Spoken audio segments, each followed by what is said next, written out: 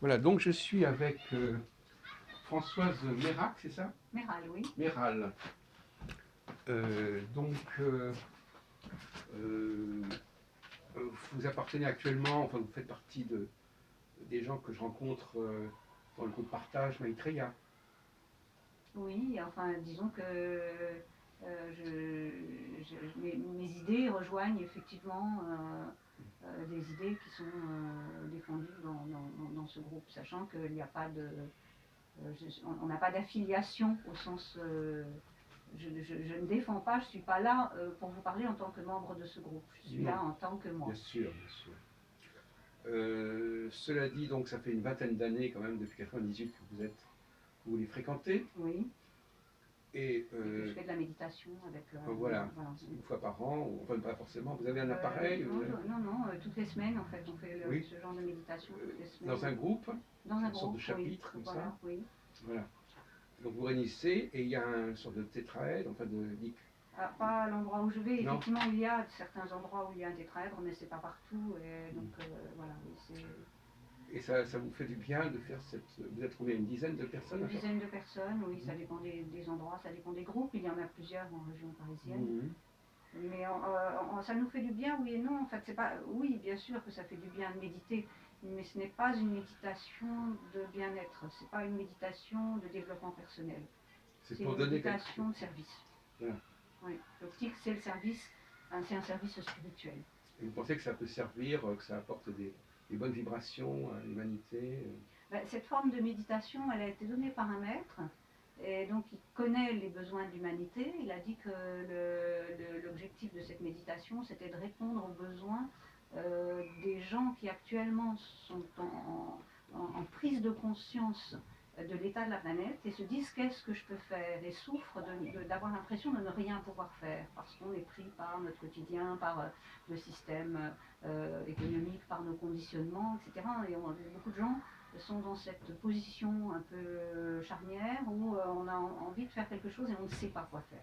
Et donc il a donné cette forme de méditation en disant que pour transmettre les énergies spirituelles, en fait, en acceptant un certain nombre de minutes, d'heures par semaine, de donner son temps et d'être aligné pour la transmission des énergies spirituelles qui sont transmises par la hiérarchie. C'est-à-dire qu'il faut accepter les notions de la guidance. C'est-à-dire que l'être humain, on n'est pas tout seul dans l'univers. C'est le problème de notre humanité et de notre civilisation. C'est de nous être coupés du milieu dans lequel on est. En fait, on pense qu'on est les plus intelligents, qu'on est l'aboutissement de l'évolution. Et en fait, ce n'est pas le cas. L'univers est intelligent et on est un morceau de cet univers. Mais comme on s'est coupé, on n'est plus dans le. On ne se considère pas comme une particule, comme un morceau de quelque chose de plus intelligent.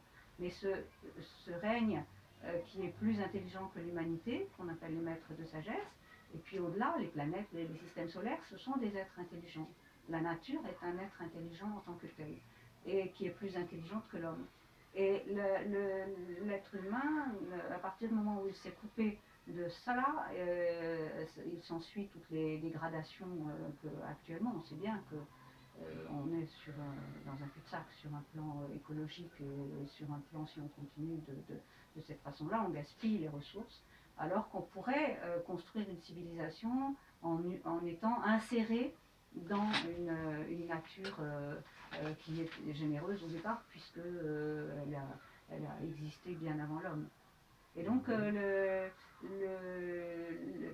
la hiérarchie ce qu'on appelle la hiérarchie des maîtres de sagesse, c'est ce règne spirituel qui est plus avancé que l'être humain et qui est formé de tous les représentants de l'espèce humaine qui ont terminé leur chemin d'évolution. Je me pose la question, est-ce que vous êtes chrétienne? Au départ, oui, bien sûr. Est-ce que vous pensez que Jésus a joué un rôle? Enfin, je ne sais pas, quelle est la place que vous accordez au personnage de Jésus? Jésus, c'est un maître de sagesse qui a donné à un moment donné toutes les religions, en fait, pour moi, toutes les religions disent la même chose, ont amené un message qui est très très semblable, adapté à l'époque. C'est-à-dire qu'une religion, c'est à un moment donné, l'humanité a besoin, à un endroit de la planète, à un moment donné de son évolution. C'est comme une classe avec des enfants, on donne un enseignement. Les maîtres nous ont donné des informations dont on avait besoin pour construire, pour aider à construire des civilisations et des Donc systèmes. pour vous, Jésus n'a pas sauvé l'humanité, enfin n'a pas... Ben, comme tous les instructeurs, bien sûr que si, oui et non. C'est-à-dire qu'il a donné un message très très important, donc en ce sens-là, sauvé, voilà, ça veut dire essayer de sortir l'humanité de l'ornière dans laquelle nous sommes. Mais tous les instructeurs, tous les grands instructeurs ont fait la même chose. Voilà. Voilà. Et donc Jésus était un grand instructeur, immense, mais de la même façon que l'histoire en a déjà produit d'autres, et heureusement, et ce n'est pas fini. Oui. Et heureusement pour nous que ces êtres qui Vous ont voulez dire terminé... qu'on attendre un nouveau bientôt? Bien Enfin, sûr, oui, bien c'est un peu ce sûr. qu'on entend dans votre Oui, groupe. oui. Ben, tous les enseignements annoncent la venue d'un grand instructeur. Tous les mythes attendent le retour d'un instructeur. Alors il est nommé différemment selon les religions, et selon les groupes culturels et selon les mythes. Mais tous attendent le prochain grand instructeur. Quelle que soit la façon dont on le nomme, c'est le même, en fait. Et il est connu sous son nom de Maitreya depuis les enseignements du Bouddha historique, qui a dit que son successeur, le Bouddha historique, a dit que lui, il avait des dizaines de disciples et que le Bouddha suivant en aurait des millions, et donc et qu'il s'appellerait Maitreya. Voilà, et que ce serait l'instructeur des hommes et des anges. On a pensé à une époque que ça pouvait être Krishnamurti, je crois, non? Alors Krishnamurti était... qui était proche d'Alice Bailey. Oui, il était proche d'Alice Bailey et il a été adombré par Maitreya Krishnamurti. Donc il a été un émissaire de Maitreya. Mais il n'était pas lui-même... il était dans la même situation que Jésus. C'est-à-dire que Jésus... il y a une différence entre Jésus et Christ. Les religions, toutes les religions n'ont pas forcément fait la différence entre le messager et le message qui est porté. Or, le message de Jésus, c'était un message qui ne venait pas de l'humanité. Jésus, c'était un être humain très très avancé sur la fin du sentier de l'évolution. Depuis, il fait partie du règne des maîtres de sagesse. Il est sorti de l'évolution humaine. À l'époque de Jésus, il était encore un être humain, très très avancé, mais un être humain. Et sur la fin de sa vie, il a été ce qu'on appelle adombré, c'est-à-dire qu'il a laissé ses corps en toute conscience. C'est pas de la médiumnité, entendons-nous bien. La personne qui fait ça reste consciente et c'est pour servir de véhicule, pour rendre un service à éviter à Maitreya à se construire lui-même un corps. Ce qu'il a fait depuis 2000 ans plus tard, il s'en est construit un, mais à l'époque, c'était pas dans son objectif de... Attendez, 2000 ans plus tard, vous voulez dire quand? Maintenant. Ah oui, maintenant, d'accord. Oui. Mais ce que je voudrais comprendre, c'est que... Alors, vous nous parlez de Maitreya. Alors, Maitreya, ce n'est pas un humain, en quelque sorte. Il fait partie du règne des maîtres de sagesse, donc ce n'est plus un humain. Il a été humain. Mais Jésus aussi, alors quelle est la différence entre Jésus et Maitreya? Alors, maintenant, Jésus est devenu au même niveau que Maitreya? Non, pas tout à fait. Pas tout à fait. En fait, les maîtres sont tout dans l'univers. Et on peut le décrire, on peut le représenter sous la forme c'est comme dans la théorie des ensembles en mathématiques, vous savez, on fait des bulles, et le champ, on peut représenter de cette façon-là le champ de conscience d'un individu. La conscience, c'est quoi? C'est la part du monde, de l'univers dont on tient compte à chaque fois qu'on prend une décision. Chaque fois qu'un être humain prend une décision, je jette mon ego dans la rue, je porte avec moi une partie de l'univers. Et qu'est-ce que je fais à chaque fois que je fais un geste? Et donc un maître de sagesse, c'est quelqu'un qui a élargi sa conscience au point d'inclure la planète. Par contre, Maitreya, il est au-delà encore, c'est-à-dire qu'il est à la tête de la hiérarchie, parce que lui, sa conscience, elle est au niveau du système solaire. Si je comprends bien, il y en a un qui monte et l'autre qui descend. C'est-à-dire qu'il y a ceux qui montent vers le haut, et puis ceux qui sont en haut et qui descendent vers le bas. Les deux descendent, parce qu'ils sont tournés vers l'humanité. Oui, mais enfin, ils descendent. C'est de nous guider. Enfin, malgré tout, il y a quand même une humanité qui monte. Il y a une humanité, une élite humaine qui monte. Il y a des divinités qui descendent, et puis il y a l'humanité normale qui est là. Oui, c'est une façon de voir, mais tous les êtres humains, en fait, portent un Dieu à l'intérieur, même si il n'est pas encore exprimé. L'objectif de tout être humain, c'est d'un jour faire partie de ce règne spirituel. Oui. Ces êtres-là, ils ne sont pas différents de nous. Ils le disent d'ailleurs. Ils disent que, en fait, nous sommes aussi divins qu'eux. Simplement, on ne le sait pas encore. Alors, Françoise, petite parenthèse, si on peut dire, qu'est-ce que vous pensez du spiritisme?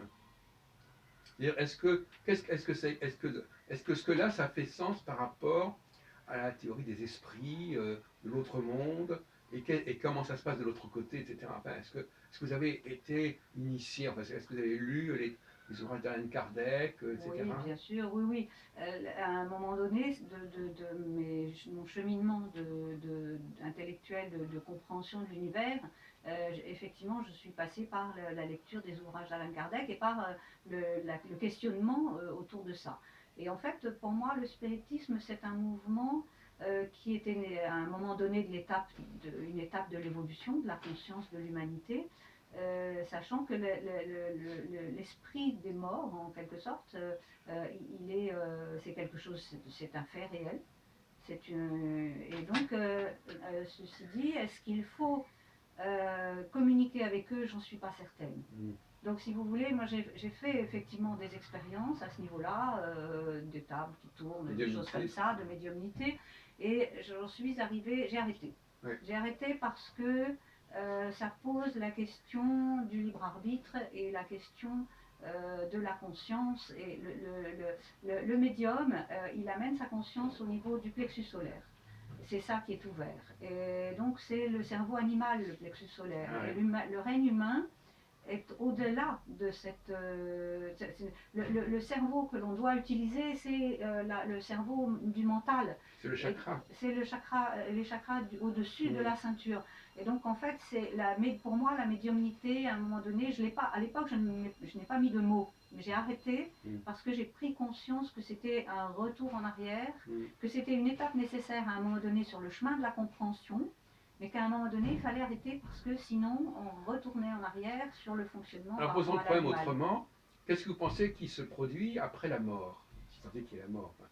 Comment vous imaginez? En fait, l'être humain, c'est un être complexe, avec il y a une expression des orientaux que j'aime beaucoup, qui est les robes de la divinité. Et en fait, nos corps de matière, physique, émotionnel et mental, c'est ce que les bouddhistes appellent les robes de la divinité, c'est-à-dire c'est comme un super ordinateur dont l'esprit et l'âme, qui sont la partie spirituelle de l'être humain, donc, vont se servir en fait. Et quand on regarde l'être humain, de prime abord, on voit une dualité. On voit une partie esprit, une partie matière. Et cette partie esprit, en fait, il y a une triplicité, parce que c'est la triplicité de la Bible, le Père, le Fils, le Saint-Esprit, en fait. Donc l'être humain, en fait, il est triple. À première vue, il est double, quand on regarde bien, il est triple. Et la partie matière, qui est la couche la plus dense, la plus basse, à la mort, il y a dissociation. C'est-à-dire que les atomes de carbone retournent au réservoir dont ils sont issus sur la planète. Par contre, le reste va subsister. Le reste subsiste, et la mémoire de l'être humain, elle est sur ce qu'on appelle les atomes permanents, qui sont sur les plans subtils et qui contiennent effectivement la mémoire de l'être humain, de l'âme. Mais est-ce que vous croyez à la réincarnation? Oui et non.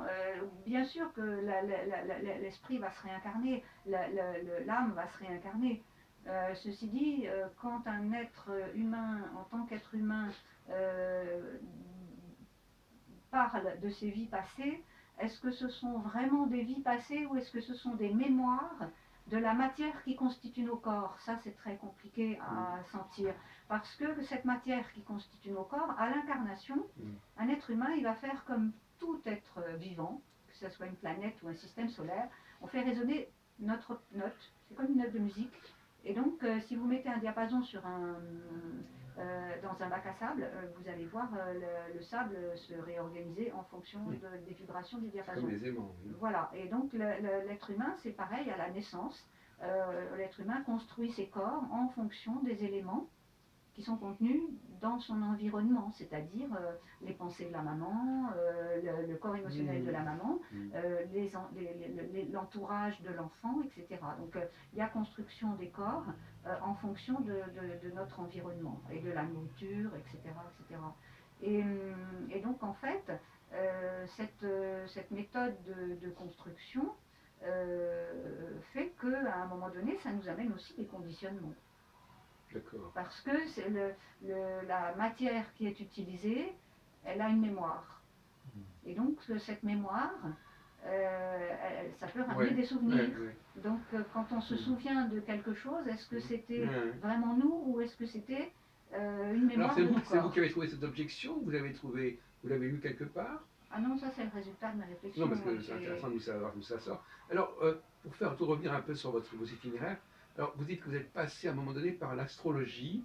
Oui, euh, oui, vers l'âge de Pourquoi? Et 25 ans, j'ai voilà, fait et puis donc vous en êtes lassé à un moment donné. Enfin, qu'est-ce qui vous avait intéressé? Qu'est-ce que vous avez cru intéressant dans l'astrologie au départ? Alors en fait, je me suis, à l'époque, je cherchais à, à comprendre les conditionnements justement de l'être humain. Et donc je voyais bien que la personnalité, elle est régie par un certain nombre d'influences cosmiques. On est de plus mauvaise humeur quand il fait de l'orage, on est donc cosmique ou Il y a aussi cosmo. la question des règles. Oui, mais Parce qu'il y a beaucoup de travaux actuellement sur la menstruation oui, qui font oui. qu'on passe par des phases avec des humeurs différentes. Ouais. Avec des humeurs différentes. Alors les femmes sont effectivement des antennes un peu plus sensibles que Mm. les hommes sur ce sujet-là, mais tout être humain est une antenne. Mm. Et ça, je me suis rendu compte assez tôt que en fait, le fait que l'être humain se redresse, c'est parce que notre cerveau est une antenne. Mm. Et donc c'est d'ailleurs la symbolique cachée de la croix. D'accord. Donc c'est la communication entre le ciel et la terre et les bras.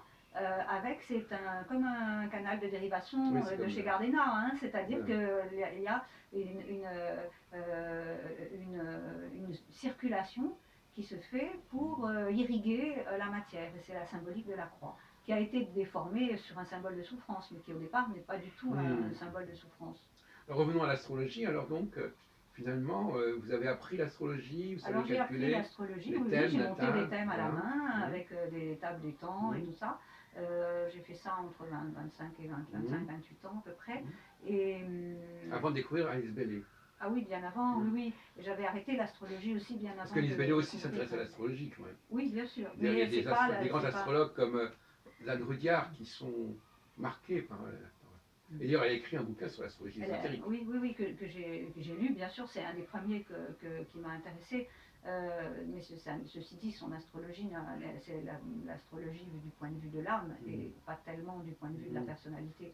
Et en fait, c'est ça qui fait que j'ai arrêté aussi de faire Ah oui. de l'astrologie, c'est que j'ai commencé à en faire d'une façon un peu connue, c'est-à-dire que les gens venaient me demander Ah oui. la lecture de thèmes et Ah oui, oui, oui. l'interprétation. Et Quand je vous me aviez une suis, trentaine d'années. ou un peu avant, un peu avant. Et je me suis rendu compte que de cette façon-là, je pouvais empiéter sur le libre arbitre des gens et que les gens me demandaient de porter leurs problèmes, qu'il y avait un problème de transfert et comment j'ai réagi, quel est le type de contre-transfert que j'ai fait, j'ai arrêté de faire de l'astrologie. Ben oui. Voilà. Parce que je me suis rendu compte que je rendais pas service en faisant ça, à mes yeux. À mes yeux, c'était pas ça, c'était pas là que je pouvais être utile. Mais en même temps, quelque part, chaque fois qu'on donne des conseils aux gens, c'est le même problème. Bien sûr, mais c'était pas dans mon. C'est le coaching. Bien sûr, mais c'était peut-être pas mon- ma façon de voir les choses. C'était pas le bon endroit pour moi pour coacher. Vous voyez, c'était pas le bon endroit. C'était pas le bon endroit. C'était trop de psychologie émotionnelle. Pour moi, l'émotionnel dans la vie, il n'a pas tant d'importance que ça. Il y a de l'importance, bien sûr. Je suis pas. Bien sûr que j'ai des sentiments.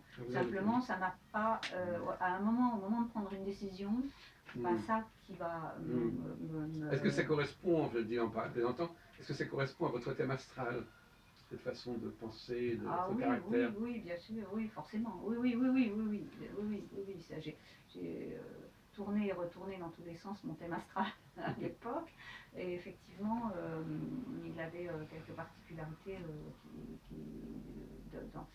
au niveau de la structure mentale. Enfin, disons que voilà, mon chemin, il est sur la compréhension mentale et la modélisation, en fait, de l'univers, en fait. C'est ça mon truc depuis toute petite, Oui. en fait, je m'en rends compte maintenant. Oui. C'est de modéliser, d'avoir, un peu de ruer dans les brancards des schémas de pensée habituels. Je me rends compte que ce sont des cul-de-sac et que la nouvelle civilisation qu'on doit construire, elle a besoin d'une autre, d'une autre façon de penser, que l'être humain, il est sclérosé sur des schémas de pensée qui sont trop anciens. Il faut renouveler, il faut, bien sûr, tout en tirant école du passé. Hein. Je veux dire, on ne crée pas ex nihilo, on crée avec la matière des siècles passés. C'est-à-dire que les différentes mythes, les différents mythes et religions peuvent servir de terreau pour les futures représentations du cosmos. Mais il faut innover et il faut voir, il faut intégrer la science. Actuellement, Oui. les scientifiques nous disent qu'à un moment de l'histoire de l'univers, on était tous dans une tête d'épingle. Donc si on réfléchit à ça, comment est-ce qu'on intègre cette image de la tête d'épingle, de l'univers qui tient dans une tête Oui, le Big d'épingle? Bang, un peu. Voilà, et donc nous on était dedans. Donc comment est-ce comment est-ce qu'on prend en compte cette image qui est une révolution? C'est une révolution de pensée. Qu'est-ce qu'on fait avec ça dans notre vie de tous les jours? Est-ce que ça... comment est-ce qu'on articule? Alors que ce sont des choses qui sont primordiales. La philosophie devrait structurer la vie humaine. Et or, on l'a évacuée. On a évacué la philosophie, on a évacué la religion parce qu'on refusait de se laisser guider la pensée par quelqu'un d'extérieur. Et effectivement, les maîtres disent que personne n'a le droit de nous dire quoi penser. C'est chaque être humain qui doit s'interroger parce que c'est ça que cela veut dire, de dire qu'il y a un Dieu à l'intérieur de tout être humain. En fait, à l'intérieur de tout être humain, il y a l'accès à la conscience cosmique. Et donc, il est où le chemin? Il est où la porte? Elle est où? Et qu'est-ce qu'on fait avec ça une fois qu'on en a pris conscience? Parce qu'il ne s'agit pas d'ouvrir cette porte une fois en force avec une drogue et pas savoir quoi faire après, parce qu'on est au désespoir de se retrouver dans un corps prisonnier avec nos contraintes et notre petit test d'action.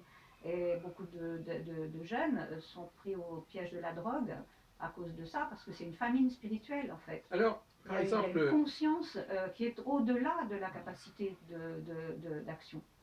Je vais vous poser une question un peu bizarre, mais en vous écoutant, ça me vient à l'esprit. Qu'est-ce que vous pensez du mouvement des Gilets jaunes, par exemple? Est-ce que vous avez une sympathie pour leur démarche? Au-delà de la sympathie, ça c'est un problème, c'est un problème, un phénomène de société qu'on ne peut pas évacuer. Bien évidemment que dans le monde il y a plusieurs strates culturelles et une partie de l'humanité est exploitée par l'autre partie. Oui, tous les gens qui travaillent en usine produisent du bien-être matériel pour des gens qui le consomment et qui qui en échange, ce bien-être matériel ne profite pas aux gens qui le produisent. Donc ça, c'est une inégalité qui est pour moi une évidence. Ça n'a rien à voir avec une pensée politique ou une pensée quelconque. Je ne milite pas dans un groupe politique, simplement je constate que la richesse, qui n'est pas seulement l'argent, pour moi la richesse c'est aussi la richesse culturelle.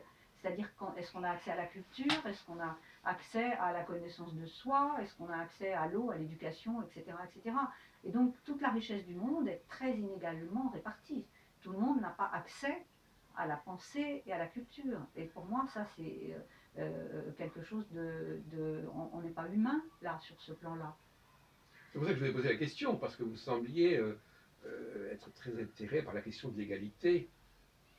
Mais vous n'acceptez pas qu'il y ait une inégalité, qu'il y ait des gens qui sont plus faits pour diriger.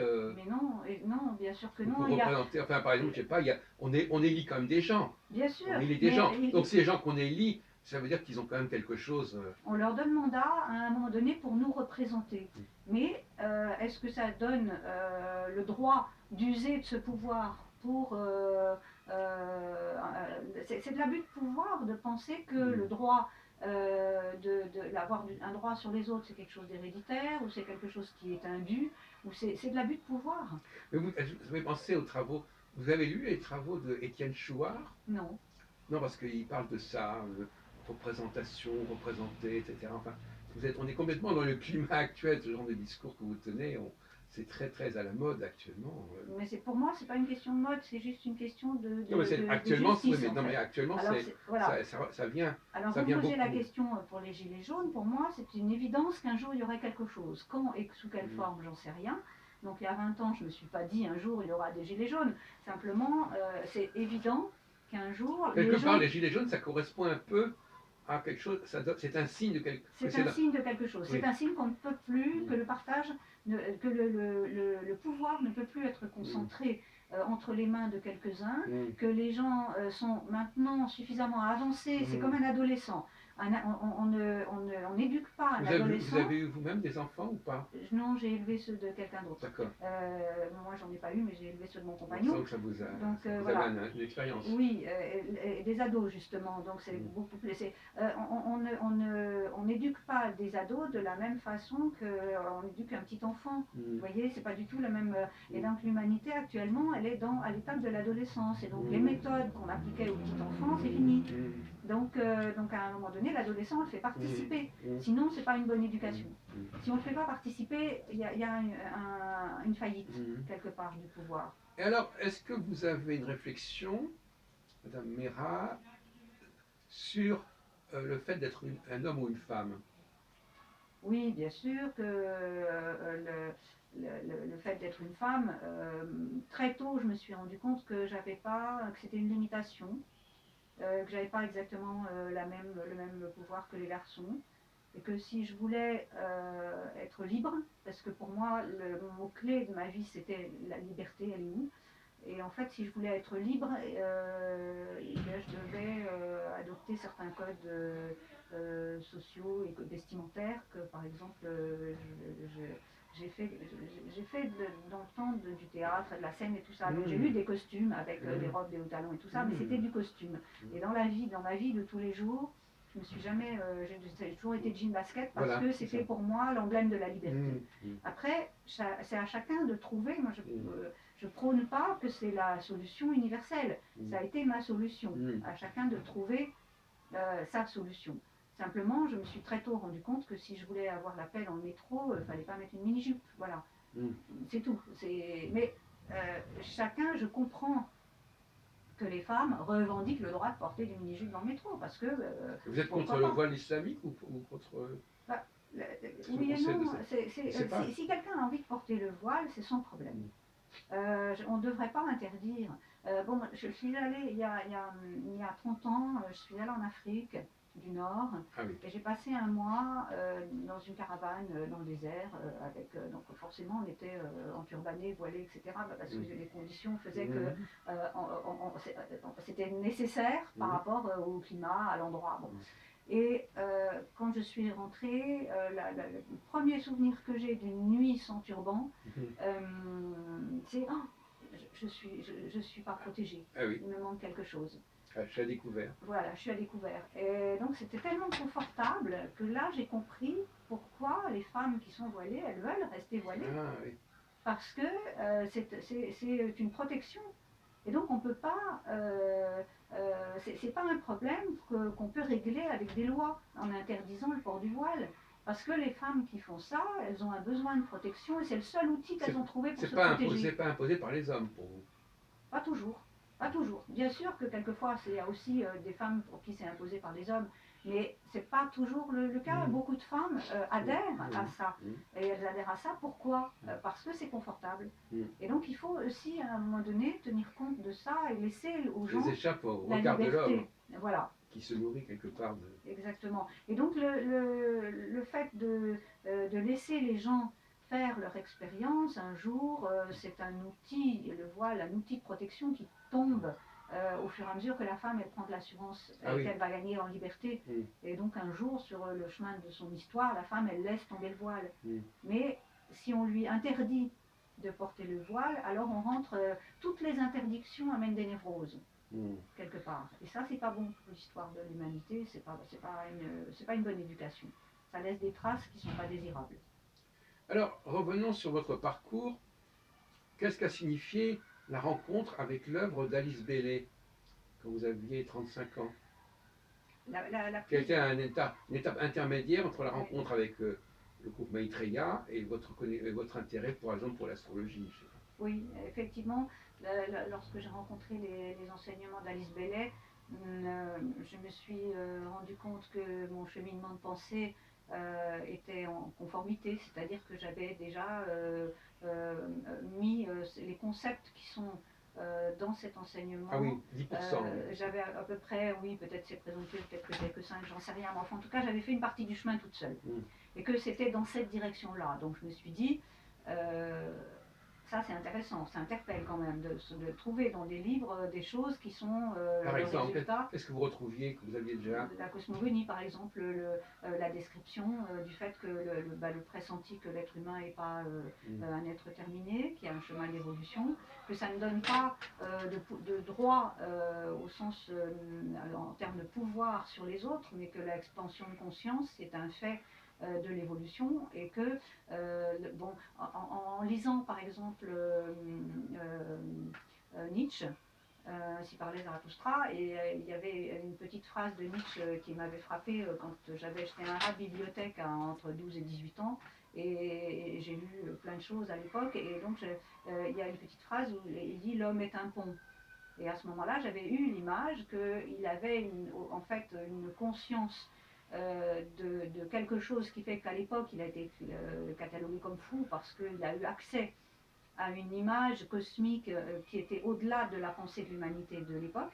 Simplement, il n'avait pas la matière mentale pour pouvoir exprimer cette image, parce qu'on peut avoir une image et ne pas pouvoir la traduire en mots. Un fonctionnement du cerveau aussi, de ça, je l'ai vu chez moi, d'avoir le concept, de pouvoir le dessiner, d'avoir besoin de plusieurs jours pour le traduire en mots. Et donc ça, c'est un phénomène, un process que je connais bien. Et là, j'ai vu ça chez Nietzsche et je me suis dit que, en fait, il avait capté quelque chose, il avait capté une idée qu'il n'avait pas pu traduire en mots autrement qu'en disant l'homme est un pont, et que cette idée, elle était c'est intermédiaire, c'est-à-dire il y a 7 niveaux. De la même façon qu'il y a 7 jours dans la semaine ou 7 couches ISO en informatique, ou 7 le 7 il est ou 7 jours de la semaine, c'est structurant, et donc en fait il y a 7 niveaux, 7 grands niveaux de conscience dans l'univers, et que l'homme il est au milieu, il est sur le 4, et que c'est ça que ça veut dire l'homme est un pont, c'est-à-dire que c'est la même chose que de dire que Dieu a fait l'homme à son image. C'est-à-dire que c'est une petite phrase qui veut dire que le mental de l'homme, il est capable d'aller dans les deux sens. Il est capable de voir l'immensité cosmique et de voir la matière qui constitue nos corps. Oui, c'est les deux infinis. C'est les deux infinis. Et donc on est au milieu. Et donc voilà. Et cette image, eh bien, dans le traité sur le cosmique, eh bien, c'est expliqué quelles sont les différentes hiérarchies d'êtres. Alors qu'est-ce qu'elle vous a apporté que vous n'aviez pas encore trouvé par vous-même? Tout le détail. Tout le détail expliqué avec un vocabulaire, avec un certain vocabulaire. Et c'est précieux d'avoir le vocabulaire parce que c'est un vocabulaire scientifique. Donc on n'a pas à inventer, c'est un vocabulaire qui a été donné par un maître. En fait, quand j'ai ouvert ces livres, j'ai tout de suite senti que ce n'était pas un enseignement qui pouvait provenir d'un être humain. Ah oui. Il y a eu une reconnaissance immédiate que c'est un enseignement qui a une portée. Il n'y a pas un mot de trop, il n'y a pas de gras, il y a une telle précision que un être humain peut produire des phrases de cette façon-là, d'une façon sporadique, mais pas à la quantité et pas d'une façon aussi claire, lumineuse, précise, avec les idées derrière de la façon dont ça a été donné par Alice Bailey. Et quand on lit son autobiographie, elle explique que si elle avait changé la moindre virgule dans ce que le maître lui envoyait comme information, il aurait arrêté de dicter immédiatement.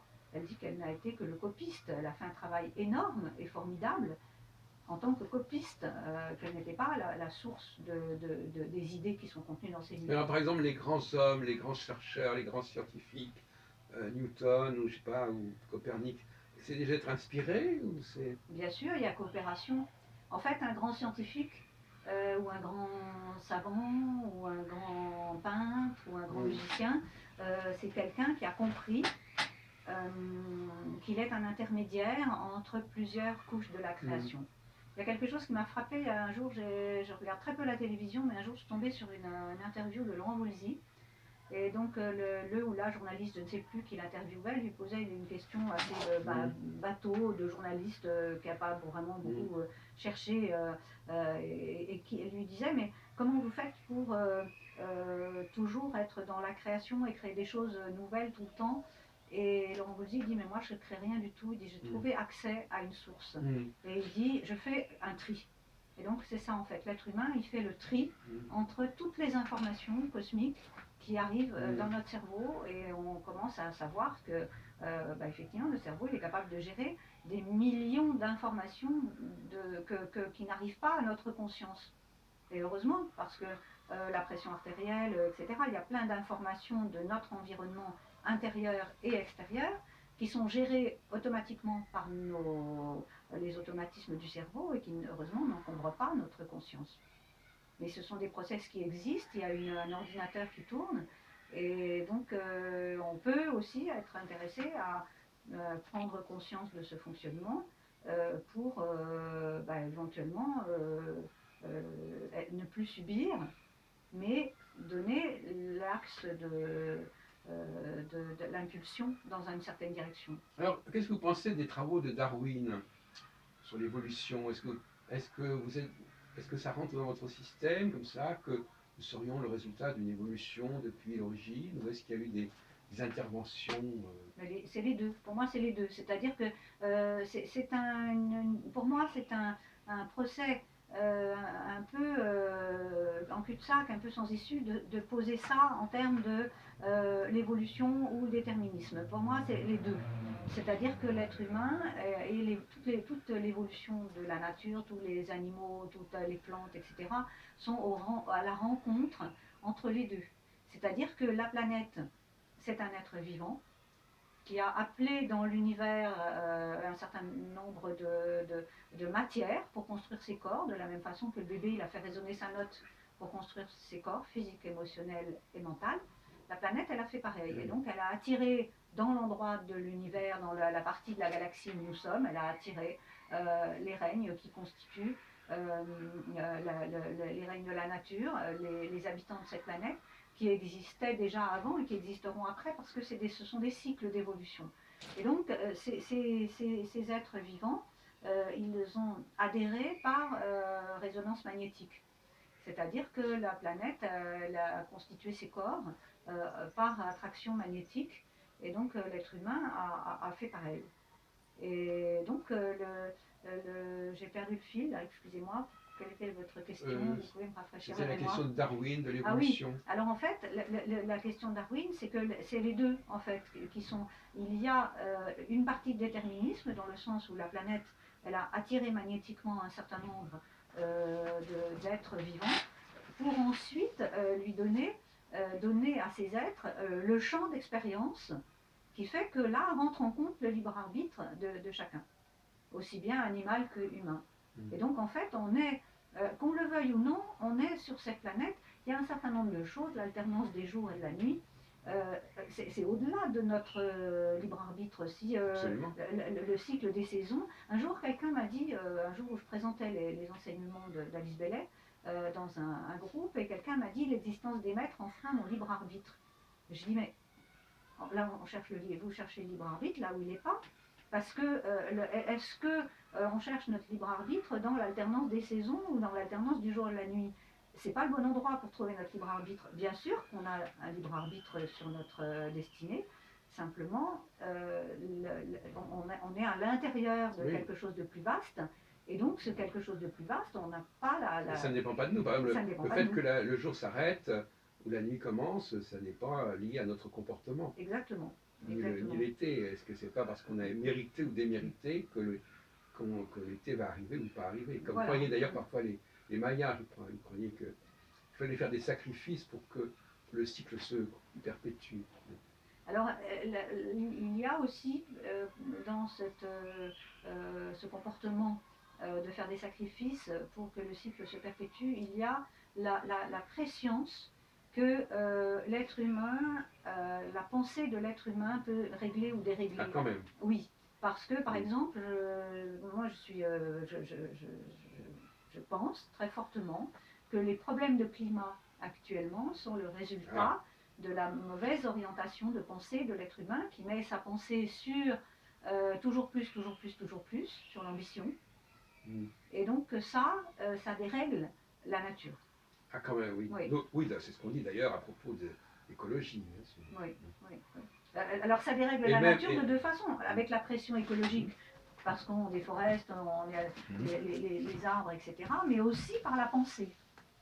et puis alors, il y a aussi la technologie qui fait que la nuit, on peut s'éclairer quand même, ou l'hiver, on peut se chauffer, et donc par conséquent, les différences entre le jour et la nuit, elles ont tendance à s'estomper. Parce Oui, que alors après, on peut créer le jour en pleine nuit, par exemple. effectivement, est-ce que c'est une bonne chose ou pas? Là, je ne sais pas, je n'ai pas d'avis. Je pense que d'un certain point de vue, quand il y a trop de lumière, ça dérègle effectivement les oiseaux, etc. Dans les villes, je sais que ça peut être un problème. D'un autre point de vue, l'augmentation de la luminosité, ça correspond à quelque chose de spirituellement important, parce que Donc l'être humain est le un fait que la phare. nuit puisse être éclairée, c'est plutôt un progrès pour vous. C'est-à-dire C'est comme, on a fait reculer la nuit. oui, mais c'est comme tout, c'est-à-dire que l'invention du couteau est un progrès. Après, on peut bien s'en servir ou mal s'en servir si on tue son voisin avec, vous voyez. Donc, je pense que c'est pour toute invention, toute technologie, il y a une limite, il y a une limitation et que le problème, ce n'est pas la technologie en elle-même, c'est l'usage qu'on en fait. Hmm. Enfin, il y a un coût. Il y a un coût de s'éclairer la nuit, ça c'est une dépense d'énergie. Alors effectivement, le fait de s'éclairer la nuit alors que c'est inutile, c'est une dépense énergétique qui pourrait servir effectivement Ou de donner refroidir les plats l'été, parce que, etc. Oui, voilà, oui, oui, oui, mais il y a des abus. Les Ça fait, climatisations, tout ça. ça fait partie des abus. Bah oui, on peut très bien vivre sans climatisation d'ailleurs. Enfin, c'est fortement, enfin, je conseille fortement de vivre sans climatisation. Enfin, j'en ai fait l'expérience. C'est tellement plus confortable quand il n'y a pas de climatisation, à mes yeux, enfin pour moi en tout cas, que c'était, c'est insupportable pour moi la climatisation. Ça génère tous les problèmes ORL. Qui sont fréquents chez les personnes qui ont vécu avec ce genre de technique. Alors, par exemple, vous avez une pratique de la musique quelconque Oui, enfin, oui et non, c'est-à-dire que ça fait bien longtemps que je ne fais plus rien, mais à une époque, oui, j'ai fait des choses, mais j'ai fait partie d'une troupe de chœur d'opéra, en fait, j'étais chanteuse. Mais voilà, ça fait longtemps que j'ai arrêté, et donc Vous n'étiez pas dans la création. non, j'étais dans l'interprétation Oui. des œuvres. Enfin, Donc il y a quand même une différence entre la création et l'interprétation. Parce que tout à Oui, l'heure, vous nous parliez. mais c'est une création à chaque instant aussi, Voilà, parce c'est qu'on ça. donne, Oui. c'est notre corps qui sert d'instrument. Et donc, dans tous les instruments, enfin, dans tous les instruments de musique dont le corps fait partie, qui servent, où il faut créer le son, le violon par exemple, il y a une part de création qui est tout de suite Certes, là. oui, bien sûr. Alors que bon, avec le piano, c'est un peu plus difficile, c'est tout en nuances, euh, c'est beaucoup plus technique quelque part le piano. C'est pas, il y a pas, pour, pour transmettre de l'émotionnel au piano, c'est plus difficile qu'avec le violon. Ah, d'accord. Oui. Vous voyez, et avec la voix, c'est encore plus facile puisque c'est nous en fait. Oui, oui, oui. Donc c'est notre, C'est vrai notre qu'on corps. n'a pas besoin d'un instrument. C'est notre corps qui est l'instrument. Oui, c'est ça, en mais fait. c'est pas un instrument fabriqué. Non, c'est pas un instrument en bois, voilà. Alors ceci dit, c'est encore plus fragile quelque part, mais voilà. Et donc, par exemple, qu'est-ce que vous pensez quand on récite Om, par exemple, des choses comme ça, C'est très important parce des que les mantras, sons. je sais pas. Oui, oui, oui. En fait, les sons, ça c'est quelque chose qui est caché dans le sens de la phrase. Au commencement était le verbe. Mm. En fait, les mondes sont créés par la vibration. Mm. Tout est vibration. Mm. Toute la matière, quand on regarde au microscope électronique un atome, une particule de matière, Vous un l'avez fait atome, ça? Vous avez eu cette expérience? je n'ai pas directement regardé au microscope électronique, mais je me suis beaucoup Mm. renseignée, j'ai beaucoup lu, donc j'ai Mm. vu des images, et j'ai lu des travaux de scientifiques sur, Mm. là-dessus. Et donc j'ai vu au télescope, ça je l'ai fait vraiment, et au microscope électronique, non, ça j'ai pas eu Mm. la chance Vous de avez faire fait, cette vous avez pratiqué le expérience-là. télescope. Oui, à Meudon. Vous avez regardé les astres. Oui, voilà. Oui, oui, j'étais fascinée. Et puis, quand je suis allée en Afrique du Nord, dormir la nuit dans le désert, Ah en bah oui, regardant la Voie oui, lactée, ça oui, c'est une oui. expérience extraordinaire. Et j'ai beaucoup dormi quand j'étais jeune À la Belle Étoile. à la Belle Étoile, oui, oui. Ça se faisait beaucoup de ma génération de partir avec un duvet Mm. et de dormir à la Belle Étoile. Et les jeunes ne font plus maintenant, je Ah trouve bon? bien Ça vous a douillère. marqué? Oui, Ah. oui, oui, oui. Alors revenons donc à cette expérience. Alors donc finalement vous avez donc des compositeurs, des interprètes. Tout à l'heure vous parliez, vous savez, de ces personnes qui travaillaient et qui produisaient des biens. Mais il faut quand même remarquer qu'il faut quand même que quelqu'un ait inventé ces biens. Il faut quand même avoir pensé ces biens. L'entrepreneur, quand on travaille dans une entreprise, il faut bien qu'il y ait quelqu'un qui ait créé l'entreprise. Bien sûr, oui. Donc on ne peut pas minimiser le rôle de l'entrepreneur, le rôle du créateur. Parce que on a l'impression parfois que les gens qui profitent de la création, ils nient ils nient ce qu'ils doivent au créateur. Je ne parle pas du créateur au sens de Dieu, mais le créateur de celui qui a. Par exemple, par exemple, si aujourd'hui, par exemple, on n'a pas des gens qui pensent des nouvelles technologies, des nouveaux appareils, etc., eh ben, les gens n'auront pas de travail. Bien sûr, mais Parce qu'on a l'impression que pour vous, le chômage, ça existe et il ne suffit pas que les gens veuillent travailler pour qu'on puisse produire des choses intéressantes et qui se vendent. les processus de pensée ne sont pas l'apanage de quelques-uns et donc toute l'humanité, c'est ça le problème actuellement aussi, c'est comment on partage le travail, ça c'est une chose, et comment on partage l'accès à la culture. En fait, tout être humain a le droit d'exprimer sa créativité quelque part, que ça Voilà. soit en faisant la cuisine, parce que c'est une créativité, en faisant de la musique, c'est une forme de créativité, en éduquant des enfants, c'est aussi une forme de créativité. Bien sûr, ceux qui ont une créativité a un impact beaucoup plus large. Les gens il y a des gens qui ont une action sur un plan très très limité, d'autres qui ont une action sur un plan beaucoup plus large. Pour moi, il n'y a pas de hiérarchie. C'est ça. Il n'y a pas de hiérarchie. Quelle que soit la taille du plan, il n'y a pas de hiérarchie. Il n'y a pas de hiérarchie parce que tout est important. Le brin d'herbe est important dans la composition qui a été faite par la nature. La nature, elle a des process qui ont été constitués avec telle espèce à tel endroit, telle autre espèce à tel endroit, et c'était quelque chose qui fonctionnait avant l'interaction de l'homme. Et donc, l'être humain modifie tellement profondément son environnement qu'actuellement, ça est quelque chose de destructeur. Et ça, on est en train de se tirer les balles dans le pied. Enfin, quelque part, on s'autodétruit là, en n'ayant pas conscience. Je lisais il n'y a pas longtemps un livre qui s'appelle la grande amnésie écologique. C'est comment est-ce qu'on a pu oublier qu'on fait partie d'une nature qui a existé avant nous, qui existera après nous, et que cette nature, c'est elle qui nous nourrit. Vous voyez, donc comment est-ce qu'on a pu oublier ça? Pour moi, c'est une interrogation d'ailleurs. C'est quelque chose que je ne comprends pas. Cette amnésie, c'est pour ça que j'ai été interpellée par le titre de ce livre et que je l'ai acheté parce que ça correspondait aussi à un questionnement comment est-ce qu'on peut en arriver là? C'est pas possible. Pour moi, c'est pas humain, vous voyez, de se penser. C'est une question d'orgueil, quoi, à mes yeux. Oui. C'est-à-dire que l'être humain est tellement orgueilleux qu'il s'est placé au-dessus des lois. Et ça, on est un morceau de la nature, on est une particule de la nature et pas. On n'est pas des. Il y a une image dans un livre de philosophie dont j'ai oublié le nom, qui est. Bref, j'ai oublié le nom. En tout cas, ce livre de philosophie, c'est l'histoire d'une petite fille qui, à un moment donné, utilise l'image du chien sur laquelle elle serait comme de la taille d'une puce, et donc elle a envie de voir. Pour elle, la philosophie, c'est la capacité de monter sur les poils avec une échelle pour essayer de sortir de la tête de poil et de voir au-delà du chien, en fait, de voir le chien vu de l'extérieur. C'est la vue externe, en fait. Hein. Quelle vue externe on a, jusqu'où on peut avoir une certaine vue externe. Et donc, en fait, cette capacité à philosopher, en fait, ça devrait être la propriété de tout le monde. Oui. Là, je voudrais savoir ce que vous pensez du droit. Vous accordez de l'importance au droit, bien sûr, aux lois. Oui, bien sûr, parce que quand on vit ensemble, il faut un cadre. Non, mais j'ai l'impression que pour vous, par exemple, est-ce que vous pensez qu'actuellement il faut changer les lois ou faire de nouvelles lois? Toujours.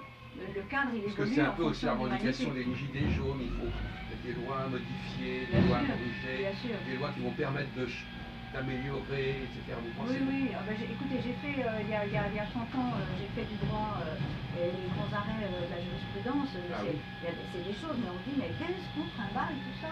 Comment ça se fait que notre droit il est poussiéreux à ce point-là? Et là, j'ai vu qu'il y avait des cellules de nettoyage qui sont en train de se mettre en place pour dépoussiérer tout ça. On a un droit écrit, c'est bien d'avoir un droit écrit, c'est important. En même temps, il ne faut pas non plus que ça soit la caverne d'Ali Baba et qu'on ait en même temps tout et son contraire. Il faut à un moment donné faire du ménage à l'intérieur des archives, quoi. Et ça, c'est nécessaire. Et donc, bien sûr qu'il faut du droit parce que c'est la capacité de vivre ensemble, que c'est nécessaire pour vivre ensemble. Simplement, à un moment donné, trop c'est trop, il faut dépoussiérer. Il faut faire un droit adapté à l'évolution de l'être humain et adapté à la nouvelle civilisation. On a besoin d'une nouvelle civilisation, donc qu'on le veuille ou non, elle est en train de se développer. La nature, la vie nous pousse à construire des choses nouvelles. Alors, qu'est-ce que vous pensez, Françoise, de l'immigration, par exemple? Des problèmes que pose l'immigration, le fait que les gens viennent dans une autre culture, dans un autre pays, ou se convertissent, on a tous les processus de changement.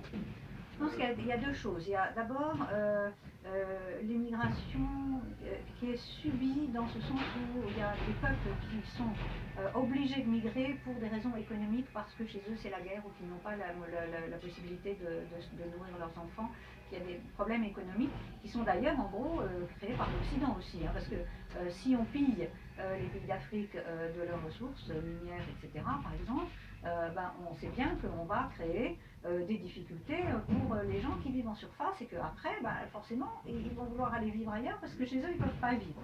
Donc c'est un cercle vicieux. Donc à un moment donné, si on se pose vraiment la question, il faut éduquer les gens chez eux aussi. Hein. Ceci dit, fondamentalement, pour moi, l'être humain, c'est un droit de voyager. C'est-à-dire que, pour moi, que l'on soit né à tel ou tel endroit de la planète, bien sûr qu'il y a une culture différente, il y a des couleurs selon les pays. Le fait d'avoir une frontière qui soit matérialisée par quelque chose de l'ordre de la défense d'entrée, pour moi, c'est pas humain. C'est tout simplement pas humain. Donc là, c'est un côté du droit que vous n'acceptez pas. Non. Enfin, bien sûr que si je passe une frontière, je vais sortir ma carte d'identité parce qu'on va me la demander. Simplement, je ne suis pas rebelle à ce point-là. Simplement, pour moi, ce n'est pas humain que l'être humain ait mis ces règles-là. Ce sont des règles auxquelles je me soumets parce que ça fait partie de la civilisation dans laquelle je suis née. Mais ce ne sont pas des règles mais en même temps, les gens, par le droit, peuvent justement devenir français.